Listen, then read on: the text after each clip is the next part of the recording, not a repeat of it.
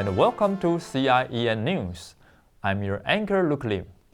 First up, in order to expose more students in Changhua County to more English speakers and to the art form of theater, a group of international performers are having a drama tour in May.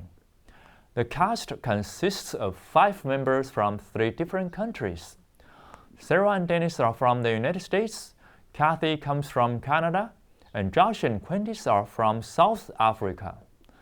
Over the course of a few months, they have developed a new play based on the story of the Golden Goose with a song written by Mike Mudd, a local musician in Taichung.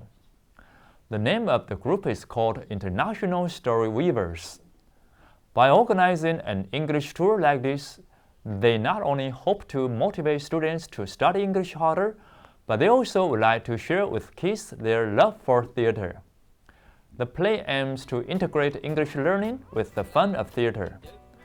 They will go to 4 different elementary schools and invite students to participate in this interactive play. After the play's conference held at the Changhua County government on May 3rd, I talked to the leading performer of the group, Sarah Weinstein, about this amazing project. Sarah is also the host of Xingang Elementary School's English Village program. Let's watch the interview. Okay, Sarah, could you tell me something about the International Story Weavers? Well, the International Story Weavers were a group put together to share our love of theater and stories with students in Changhua. And it's a really international group, including members from South Africa and Canada and the United States. Why did you pick the story, The Golden Goose? Is there anything special about the story? Well, we wanted the story to be interactive. And the story of the Golden Goose, if you know it, people keep getting attached to it and they can't let go and they're dragging through the countryside. And we thought that was a wonderful way that we could use students to all get attached. So we'll have a long line of students going through the audience. And it also, because there's the whole element of trying to make the princess laugh, we can really access the talents of each individual actor. So what goals do you hope to achieve with the tour?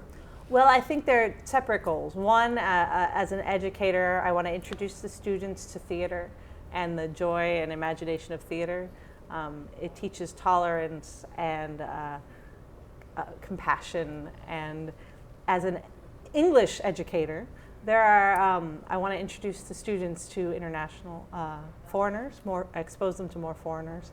And one of the most important elements for learning a language is understanding, reading other cues, not just language. So when I speak to you, you're not only listening to me, you're watching me, you're looking at the way I speak. And one of the things I notice in my students is they have difficulty reading those cues.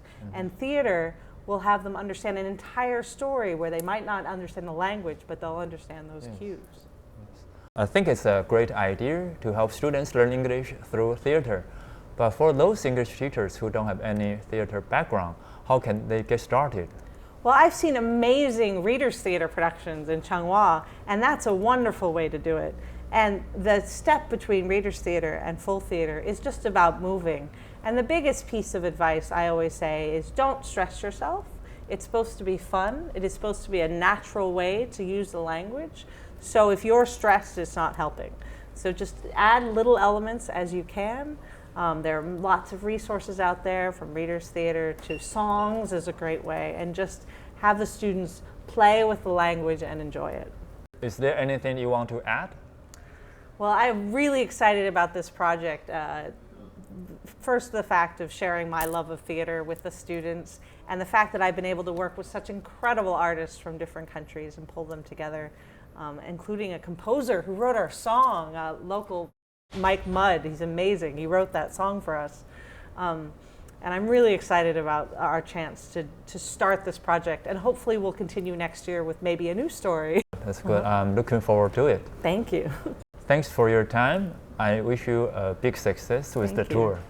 We would like to thank Taiping Elementary School, Changhua International Education, and the English Teacher Resource Center, and all those who helped to organize this amazing event. We are really grateful to these international performers for helping our students in Changhua learn more about the art form of theater and enjoy learning English at the same time. We welcome more people from other countries to come to Changhua and do all kinds of exchanges with our students. Next, I'd like to introduce to you two kind college students who just joined us as our new volunteers. Josh and Nancy are from the state of California in the United States. They visited a couple of schools in southern Changhua during their stay in Taiwan. I asked Josh some questions about his experiences talking to our students and his opinions about how schools from different countries can work together to give their students a better education. My name is Josh Cottrell. I'm a student from the University of California, Santa Cruz. I am traveling through Asia after spending the last year in Singapore working and studying. And I'm here in Taiwan on the last leg of my trip with my friend Nancy Che, who's also here with me today. And we are just exploring the country on our way back to the U.S. and learning a little bit about the education system here in Taiwan.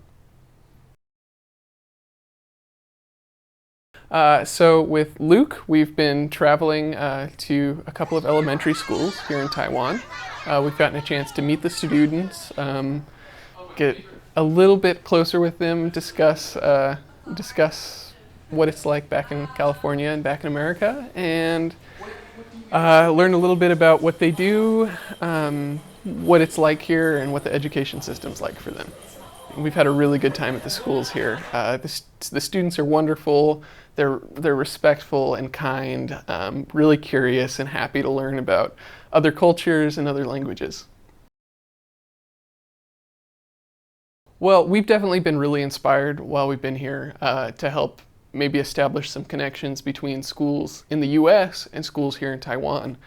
And that really branches out to students all over the world with the new technology that's available to students through Skype and video chatting. You can really have an opportunity for students to connect across pretty much any distance imaginable. And it gives a lot of opportunities for learning about different cultures and for learning about foreign languages. Thank you, Josh and Nancy. We hope more people can join us to help Changhua develop more global friendships. Next, I'd like to introduce to you a school which is trying very hard to give their students more educational opportunities by reaching out to the global community. Zhonghe Elementary School is located in Pito, a rural township in southern Changhua. There are about 280 students at the school. They did not have many opportunities to interact with people outside Changhua County, let alone people living in other parts of the world. But the situation changed when the principal and teachers decided to make a difference in their students' lives. Since 2011, the school has been trying many different things to expose their students to English speakers and different cultures by doing Skype sessions with international volunteers, developing a sister school relationship with a school in the United States, and inviting people from other countries to their classrooms. At first, students were too shy to talk in English. However, as the old saying goes, practice makes perfect. After talking to foreigners several times, they feel much more comfortable asking them questions and sharing with them their ideas in English. Now there is a group of students talking to a volunteer teacher from the UK on a weekly basis. They learn a lot of new things by preparing for their weekly topics. They not only enjoy Skype sessions, but they also cherish the global friendships they are developing. To help our viewers know more about how the school is able to achieve this, I asked Principal Hong a few questions in his office. Principal, I know you have done a lot of things to help your students make global connections.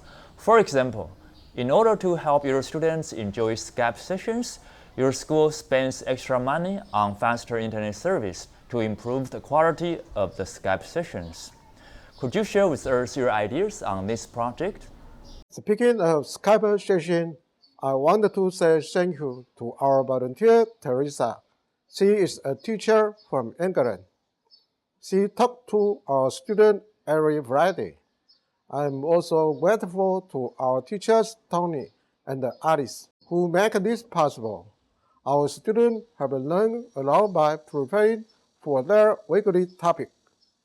They really enjoy doing this, but there was one problem. When there was too many schools using the internet, the speed of the connection slowed down greatly. This made it hard for us to talk to each other. So we decided to get another high-speed line to work out this problem. Now, it's working very well. I think it's money well spent.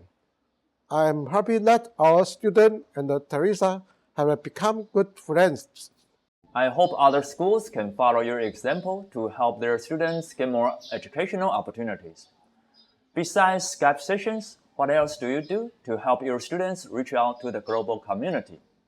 We are trying very hard to develop a close relationship with our sister school in the United States. We ask our students to make cards and little gifts for teachers and students at the Starter Elementary School in Wisconsin. Our students have a lot of fun making new friends with people from another country. Wow, your students are so lucky to have such a new and unique experience. One more question for you. Some people say that they are too old to study English. What do you think about it? I don't think so. People are never too old to learn. Taking myself for example, I am over 60 years old and I am still trying to learn some new English words. I think if you want your students to study English harder, the best way to do so is to be their role model. By setting a good example for them, you can motivate them to try harder. Thank you, Principal. It's my privilege to talk to you. I really appreciate it. Thanks to the hard work of Principal Hong and all the teachers at Zhonghe, students are able to have access to international resources in spite of the fact that they are in a rural area. Their extra efforts will pay many dividends over time. Hats off to them. Before we end our newscast, I'd like to show you the beautiful orchids that are grown at Zhonghe. These flowers are grafted onto several banyan trees in front of the school buildings. The colorful blossoms attract visitors' attention right after they enter the school. We leave you with the video of the orchids and some interesting school events. Until next time, goodbye.